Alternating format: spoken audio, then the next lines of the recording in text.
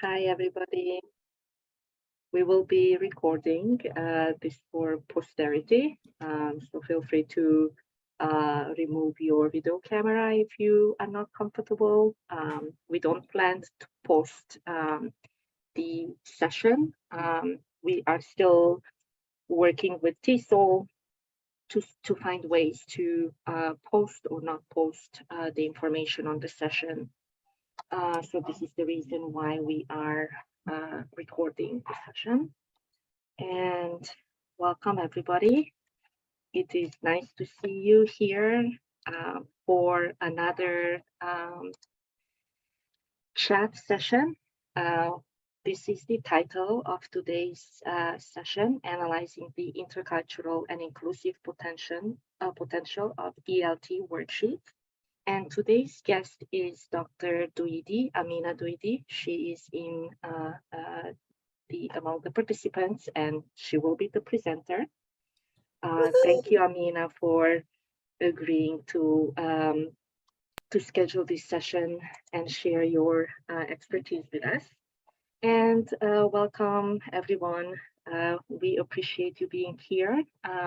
Before the presentation or discussion, I would like to just briefly introduce our intersection.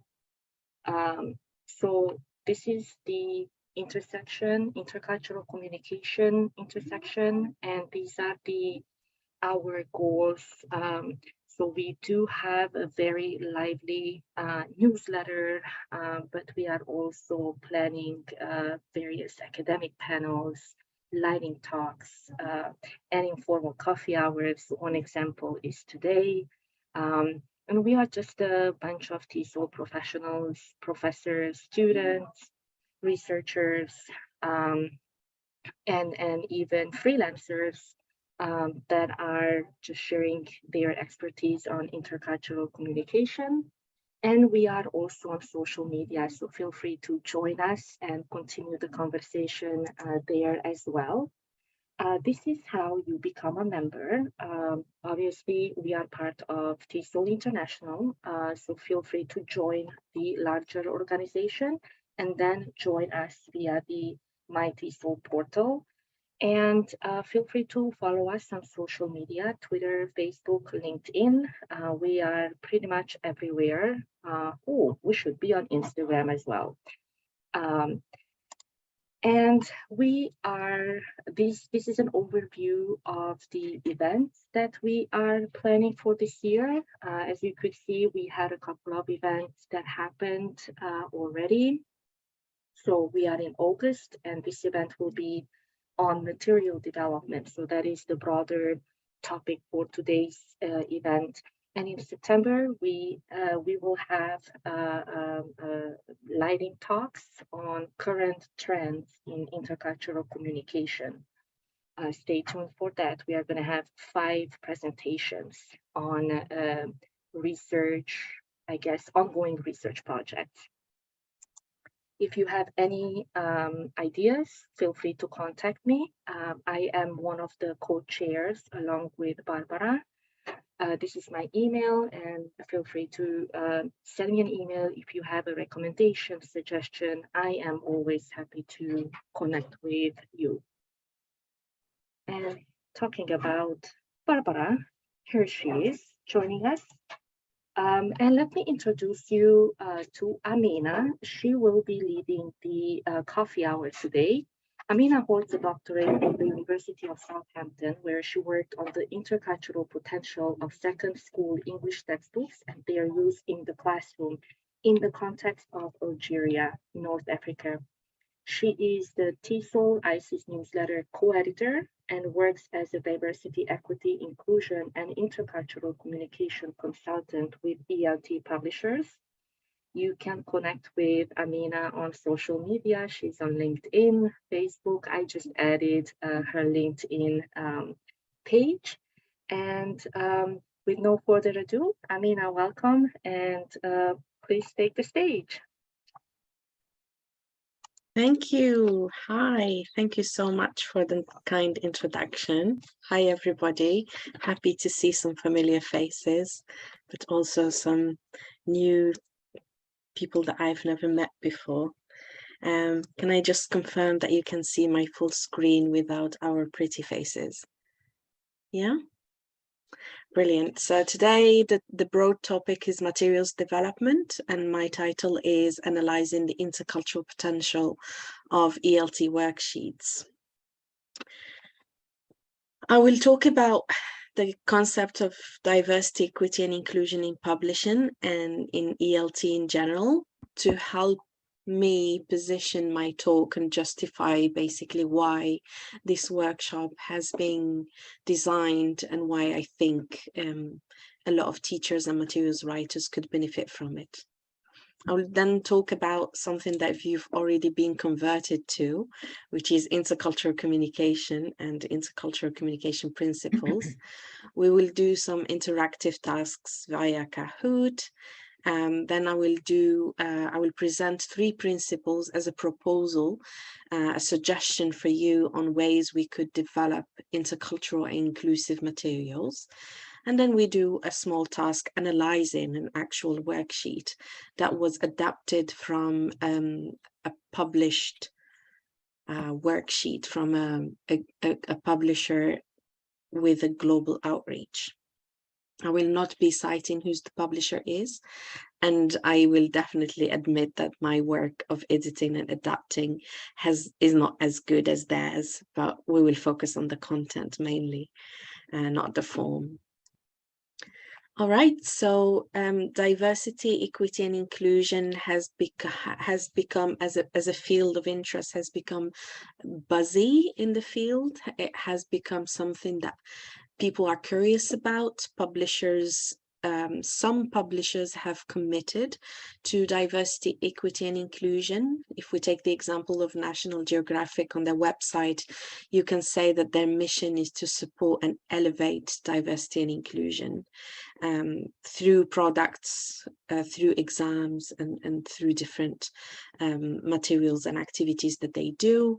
If we look at the work, the website of Pearson Education, they state, we have taken concrete steps aligned with diversity, equity, inclusion commitments we announced last summer to ensure our learning products are inclusive and aligned with our global content and editorial policies. So some publishers have in-house policies that they've developed, and other publishers have broad commitments but no real framework to work with.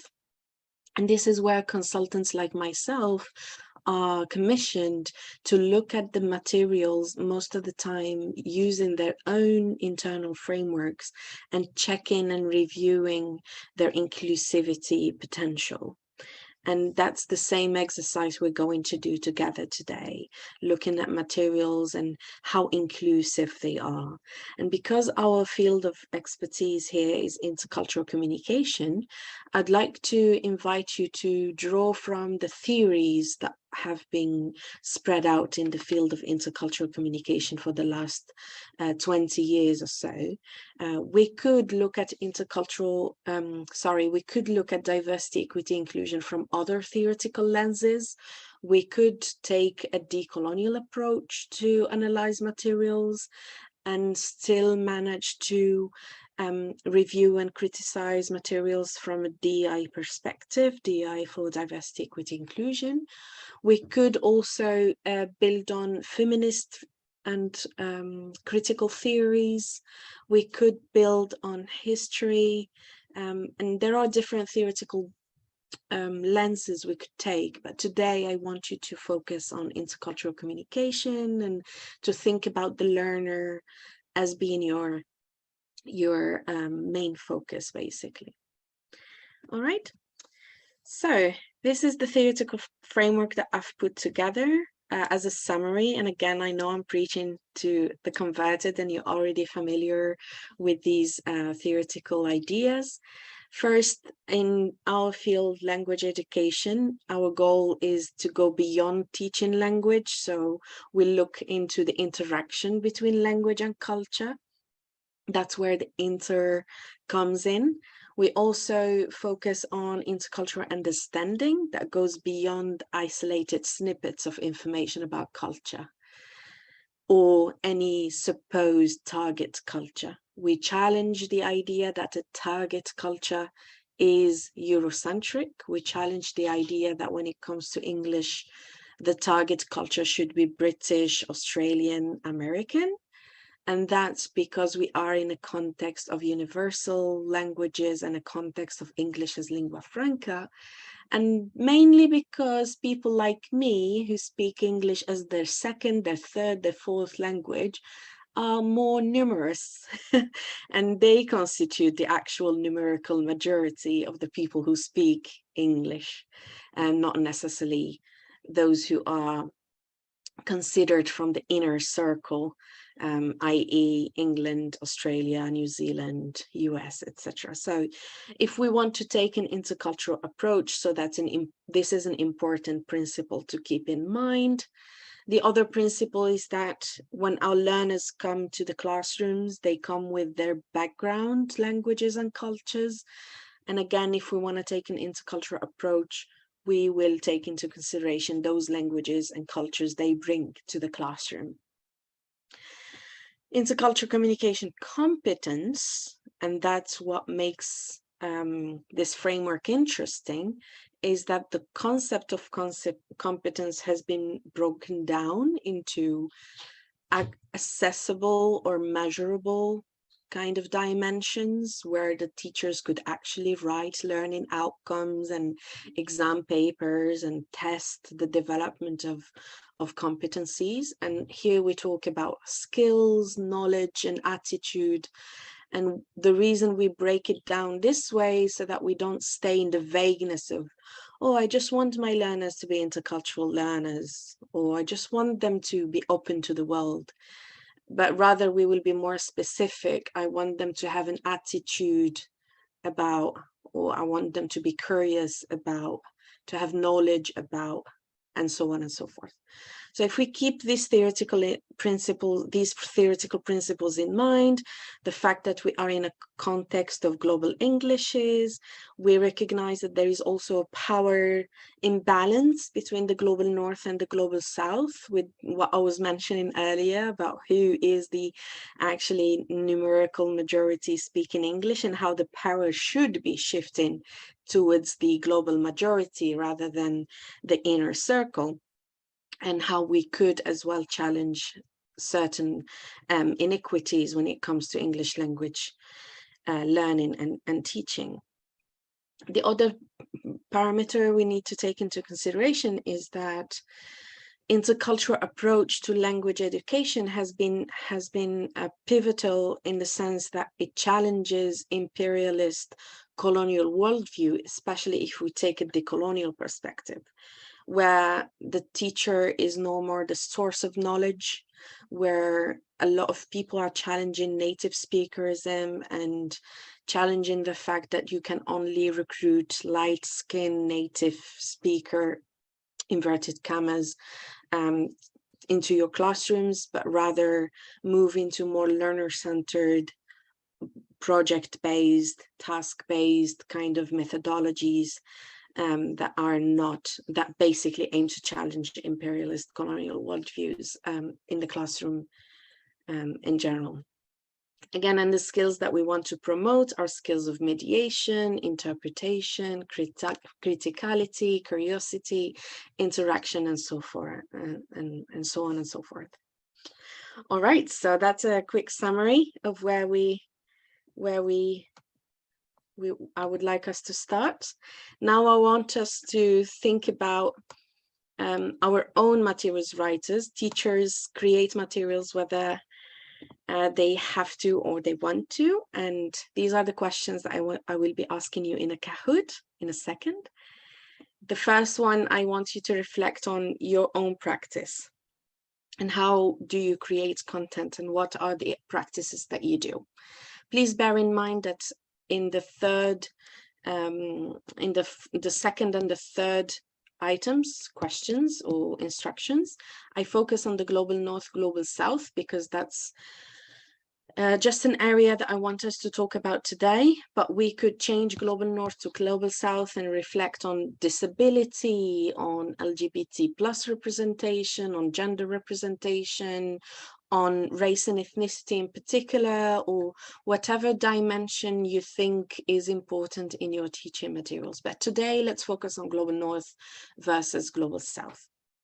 So these are the questions I will be asking you in the Kahoot, and I will be sharing this right now. Just bear with me a second.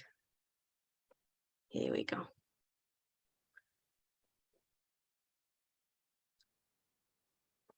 Can you see my screen? Someone unmute. Yes, it's coming up. Yes, coming up. All right, so if you could, maybe on your screens or on your phone, or I'm not sure if if you're looking if you're attending through your screen, your computer, if you could go to kahoot.it on your phones and type in 189892. Oh, Barbara is in. Here we go.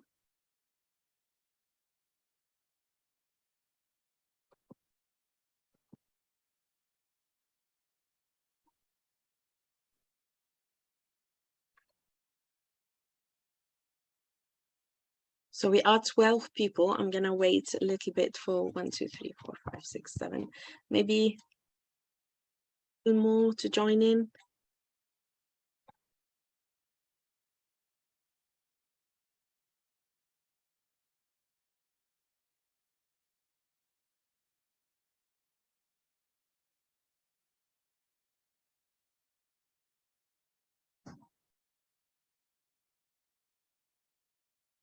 Okay, so we are 10. Are we ready? Yeah, 11. One more. Here we go. This is the code you could be scanning. All right, I think we're 11. We can start. If you feel missed out, just join us in the chat. First question.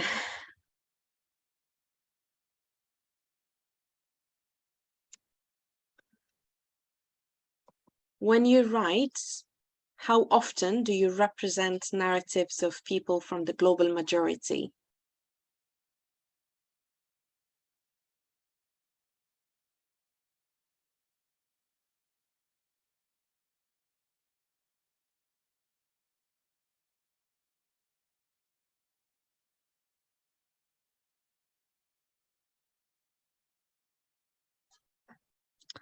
Always, sometimes, and rarely. There's no right or correct answer. It's just Kahoot that makes me choose a right or correct answer. So we have a pretty balanced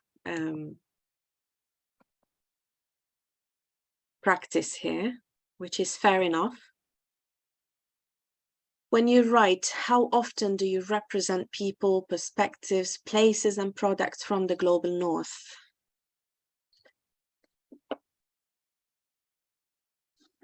Often and always, yeah.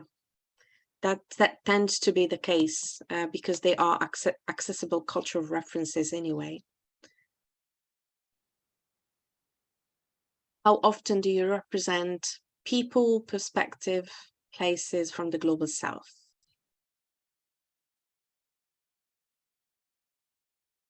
Sometimes, often, rarely.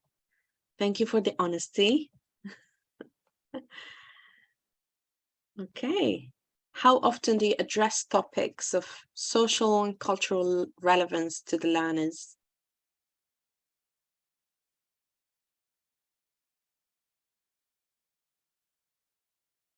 Always, often, and then sometimes.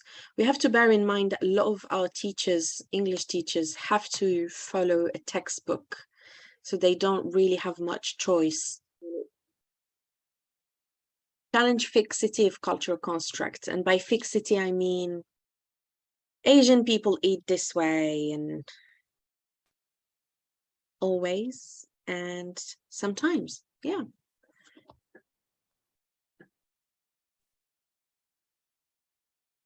Contextualizes inequity and inequality. It's going to be quick.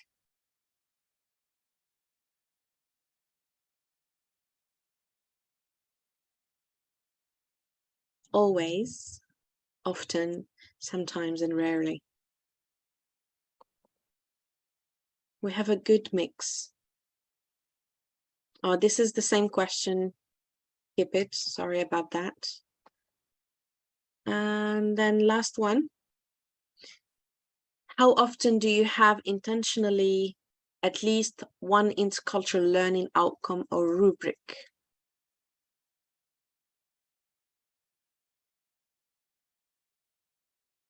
Always, sometimes, often. It's not systematic, I'm guessing. Okay, there's no winner. It's just for the most reactive participants. And the most reactive one was J and D. Well done. Let me see your faces again. Hi again. Okay. All right. Thank you so much for playing along. It means a lot. We're going to continue. And I'm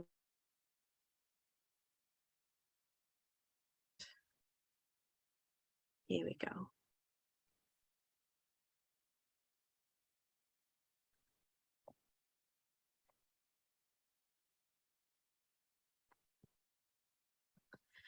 All right. So my proposal is that we could follow. Can you see the full screen without our pretty faces? Can't you? Yeah. Roxana is saying yes. So my proposal is to take into consideration 3 principles when we want to develop intercultural and inclusive materials. The first one is variety of representation. And I chose the word variety instead of diversity to kind of move away from the buzzy diversity conceptual word, but rather focus on variety in terms of a little bit from global north, a little bit from global south, and not only diversity in the sense how the meaning of the word has evolved to mean black and ethnic minority, which is sad, but that's how I see it used in the business. The second concept is complexity, which contrasts with fixity. We saw this concept when we were doing the Kahoot. And the third concept is intentionality, and I will go more deeply into that in the next slides. Variety, I used the 4 Ps from UN 2011 to kind of come up with a list of what do you mean by variety, Amina? And what I mean is like, let's represent people, not only festivals and marriage and weddings and food, but let's have a variety of individuals that are approachable and relatable, places, global north, global south, perspectives, and products. And that's again, that would be a representation of a really good North African couscous, for example. So the principle of variety basically focus on the historically privileged and historically marginalized groups and taking a conscious decision to include them in our materials. Being aware that there is a dominant and silenced narrative. And I can think of an example like if we're talking about a worksheet where students are given, it's about tourism, and then they are visiting Barcelona, and then there are a list of monuments that they could be visiting, and there is this one of the monuments, it has historical there is no real perspective on who is this person, why this person has a place to in the course book, why this person has been given the privilege of having a status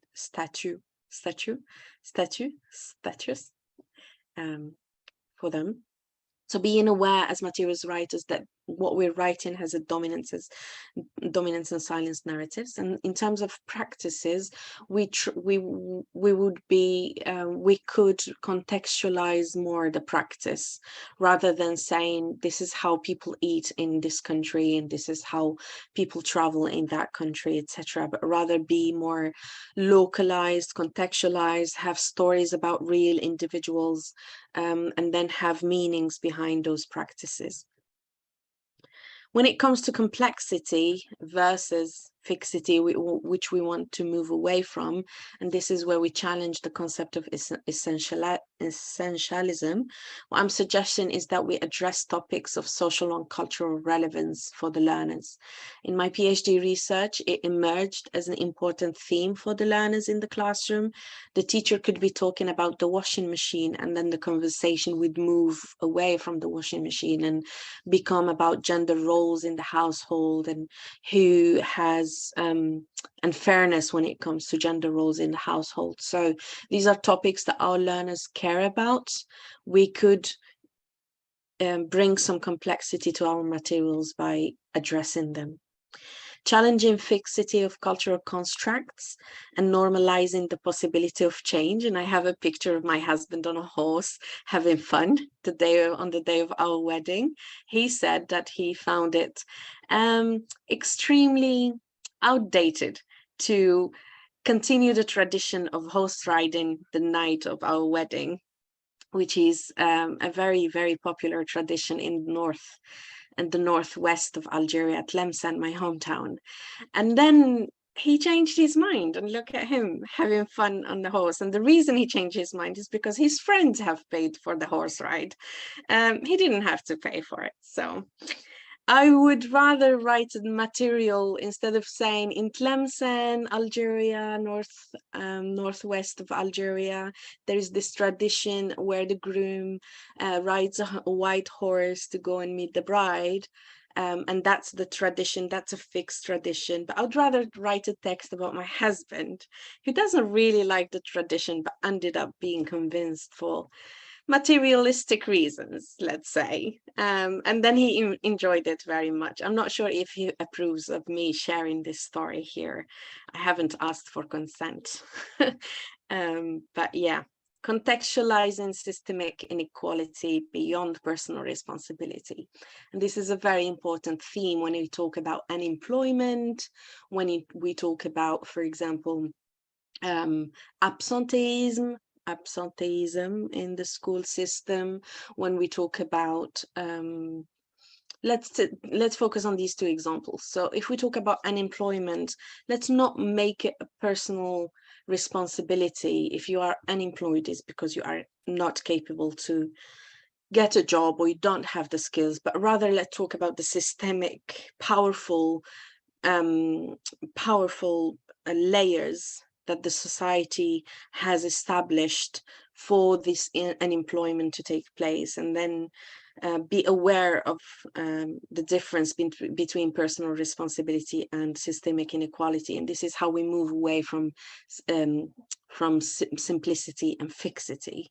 If we talk about absenteeism, then we need to address the fact that our learners have other issues outside of their own personal responsibilities that lead to their lack of participation or attendance in school. Showing intersectionality as the norm. And this is where, when we're representing a person in a course book, it's not the old style of the villain and the fairy, but rather even the villain can have plenty of identities that contribute to their character. And it's not just the Algerian Amina, but rather the Algerian, the Muslim, the woman, the volleyball player, and etc., etc. So these are the multiple identities that come into place, and not all identities are visible. But when we write in materials, if we want to have complex materials, we could take this into consideration when we kind of create a persona of a character. Sustaining inclusivity, that means if we are participating in a writing project throughout the whole curriculum, let's not just make it a one-time, a one-off event. That would be tokenism, but rather be inclusive throughout the curriculum. And this way we move away from tokenism. All right, I want to make you unmute and talk to me, but we can leave that for the conversation bit, the Q&A. The third principle, and I think that's the most important one, which is intentionality.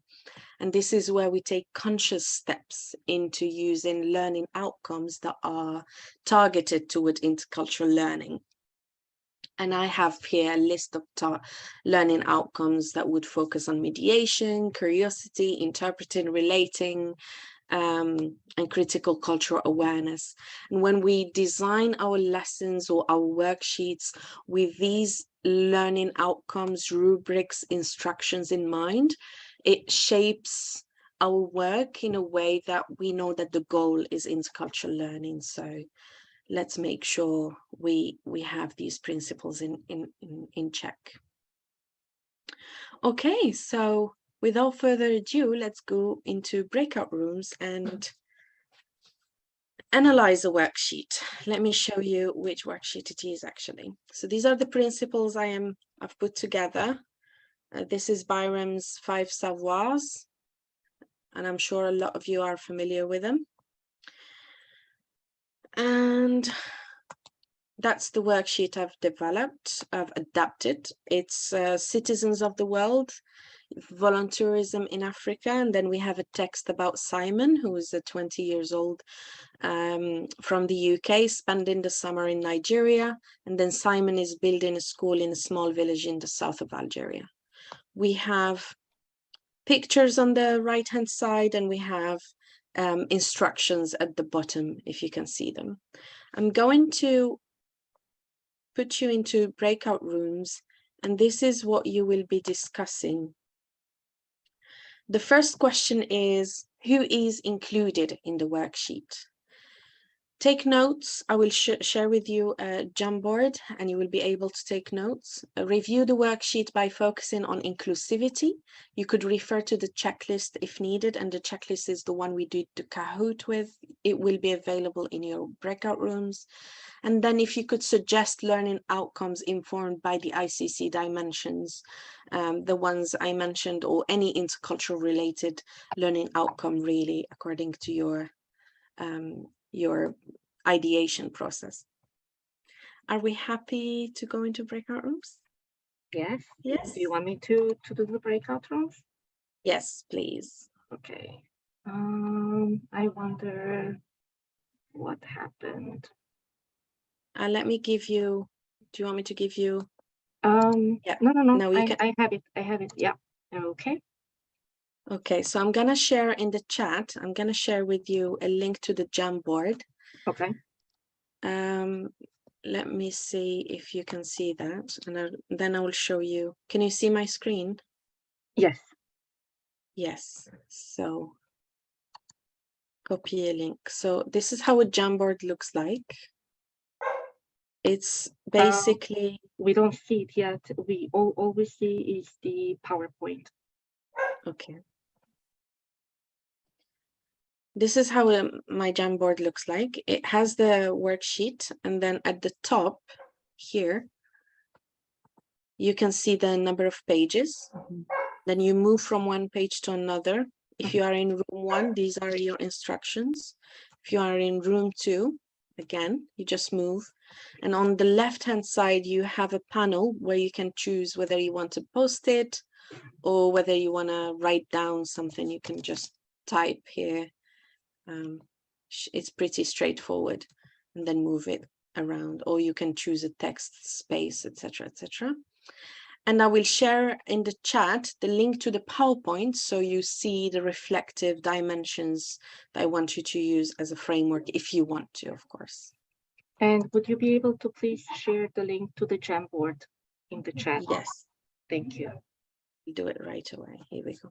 So this is the link to the Jamboard. and this is the link to the PowerPoint. Thank you. And now I can create the groups. For how many minutes do you think that this activity will take place? I would say 15 minutes. Okay. Yeah. Okay, I have the groups created. Please click on join, and we look forward to the conversations. And I will be walking around and sharing the link with those who need it.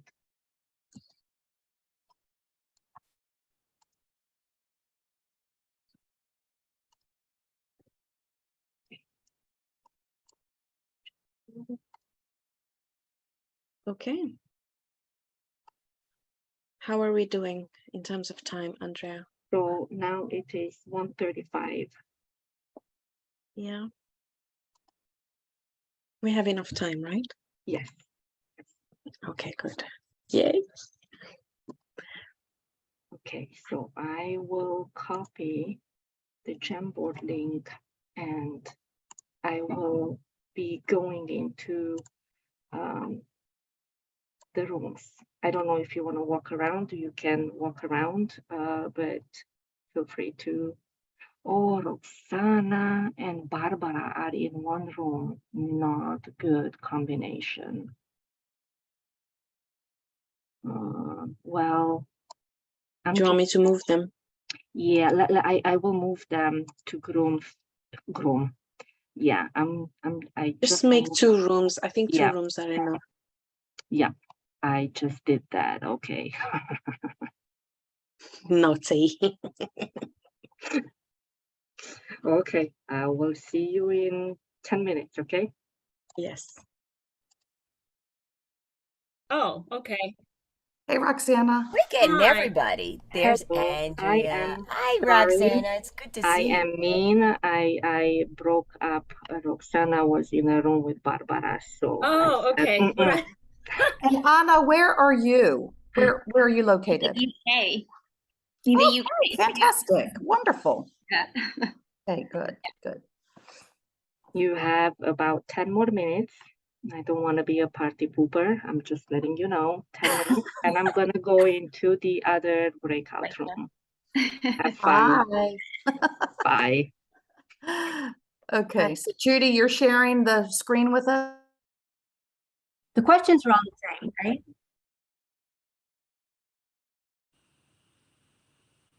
Yeah, they're all the same. Okay. All right. So Sorry, our Barbara, task. I broke up the party. Yeah, Oh, okay. oh, Don't what worry, happened? don't worry. Don't worry, don't worry, don't worry. Okay, I'm gonna go to the main Okay. session because somebody arrived. Okay, Okay. Yeah. let's see how to do that. It's awkward getting out of the break room. It takes a second. Oh, okay. Yeah, leave breakout room. Okay.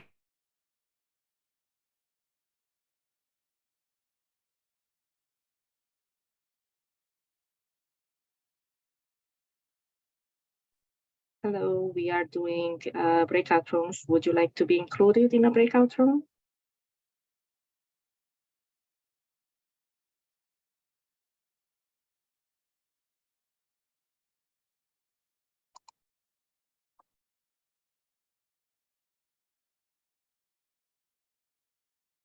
Hello?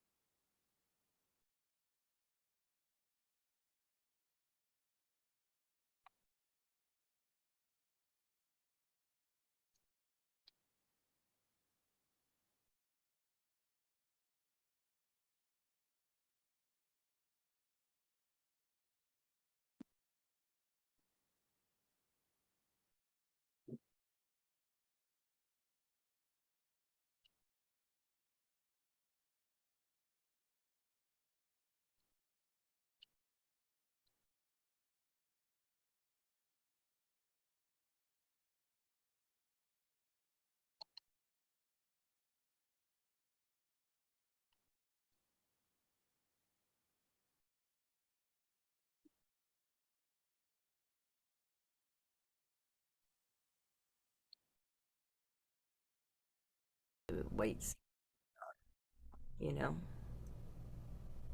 Yeah. I like the picture at the very top of the boys. And then I think the picture, the third one at the bottom seems to be it's not authentic. This is really posing and for a picture and doesn't represent probably the idea of, unless that's exactly what the person wanted to do. But I would not think that somebody would go to Nigeria just for that photo opportunity, right? To pose like, so it's just how we traditionally think to represent identity of a white volunteer, if we think about racial differences. So I mean, why couldn't it have been a volunteer of color? yeah. Well, They do have them. Yeah, they do. Yes. Yeah. So there's yeah, like, but I mean, but it's not. And Yeah. so I think that some of the things that we're talking about really helps. no, that's not That, me. you know, including Are they all boys?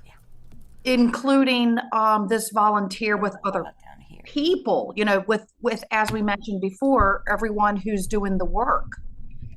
the volunteer's not doing the work by himself. Oh, I'm sorry. I'm off base. Well, okay, no, I'm sorry. So our learning outcome, we want to focus on the skills. So it would be things like being open-minded and curious. So maybe one of our learning outcomes could be that the students ask some questions about what's missing in the picture or what they might like to know more about. Maybe that would be, I don't know. That might be. No, but I would anyhow include the people from, the villagers, both adults and the children. I mean, it is true. I mean, it's true also the questions from the students. Yes, that we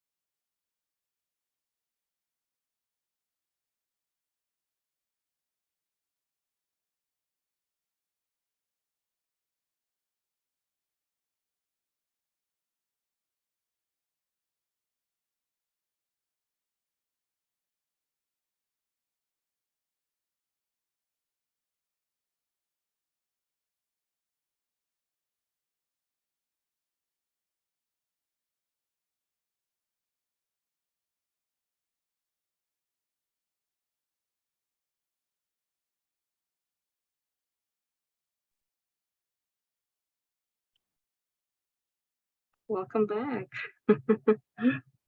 Welcome back. So I think few people have left, and we could invite them back. I'm not sure if we can. That was very interesting. I did run this workshop somewhere else with materials writers who actually work for these publishers. And the conversations were very similar in certain dimensions and very different from other perspectives. From the perspectives of materials writers, the prompt was, you are an editor or a reviewer of this type of material, and money have been spent on developing this material, and it's too late to reject it. How can you fix it? So that's taking into consideration the whole process of material development, and taking into consideration that there is a lot of investment involved in material development. And this worksheet has ended up in a course book, and it is used at the moment with secondary school students somewhere around the world. So the prompt that I gave to materials writers was, how would you fix it? How would you challenge it, or something like that? So I heard suggestions about flipping the power dynamic and making actually a person from the global south volunteer in the global north. That was an interesting one to see. I had also scenarios where you would be kind of making the story about the children, telling their story about somebody coming to help us build the school, rather than the perspective of Simon. And that was the whole ideation process of how can we change it, because money have already been invested in creating this material. Let's just fix it. And it is very interesting to see how you, as educators and intercultural practitioners, have been working with the material. So I would like to invite one of you from each breakout room to give us a summary about what they think, who was included, and which learning outcome in relation to intercultural communication they suggested. Any volunteers?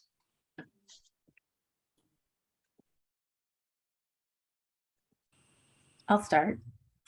We were in room 3, and so Barbara, Erin, Kate, and Elizabeth and I were working together, and we decided to focus on the interpreting and relating.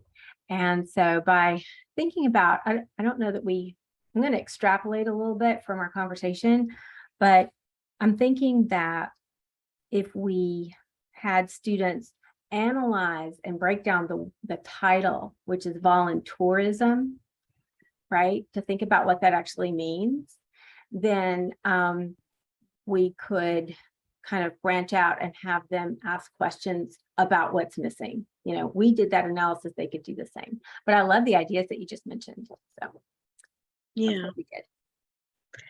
Yeah, thank you, Josie. Yeah. I can speak about our group. So we had Leslie, Anna, Judy, Debbie, and Andrea stopped by briefly. You did too. So what we talk about, we look at representation, just as it was suggested in your slides and in your talk. We'd look at who is represented in the images that we saw, and who is not represented. And those that are represented, how are they represented? We talk about gender, we talk about race. It portrays a white individual as maybe a savior, right, as we traditionally think. And it's not that it is wrong, but there could be ways to show that the person is there, part of a community, and not by himself, and not put in a situation sort of posing, showcasing himself or themselves. We talk about that. In terms of images, we also talk who's represented. Children, are they boys and girls, or just boys in the images? Because maybe in some places in African countries, it still might be where girls are deprived of education. However, we look at the text, and the text is inclusive. It talks about children, so which was nice, which was good. It didn't point. So there was a mismatch between images, and we could not necessarily say that those were just boys because the image in the middle was not very clear. We don't know who's in that image. But the one at the bottom, the third one, really has that showcases that like white man, young man is doing good, but all that doing good probably is done with the community. So we look from that perspective, who's represented, who's not represented, and how are they represented. We also, in terms of learning outcomes, we talk about, so we look at the text, we thought about what kind of level of English is needed to engage in that activity, and how can we make it more as teachers, right, to reflect that criticality. How do we bring to this analysis? We would add high order level thinking questions like analysis. What do you think of images? And so on and so on. People that are represented here, how are they represented? Even students that are lower intermediate level should be able engaged in a small discussion around the presentation. So it would be helpful for teachers to bring critical perspective in terms of interculturality in the classroom. Thank you so much, Roxana. So a lot of food for thoughts. A lot of food for thoughts, even for me, designing this. I was not really expecting so much resourceful ideas. So thank you so much. If I were to summarize, the principles I suggested today were variety of representation, complexity of representation, and we talked about power dynamics, and intentionality in the learning outcomes. And even when the materials are imperfect, we can turn them into actually a mediation for criticality, and they could analyze them. So thank you for giving me your time, for playing along. And yeah, if you want to use this workshop and worksheet, please get in touch. I'll be happy to share with you the resources, and then you take it from there. Thank you, Amina. Thank you so much for agreeing to host the workshop. We appreciate you sharing your time and expertise, and thank you all for joining us. Thank you. Bye, everybody. Bye. Bye-bye. Bye. Bye. Great job. Good to see everybody. Good to see you.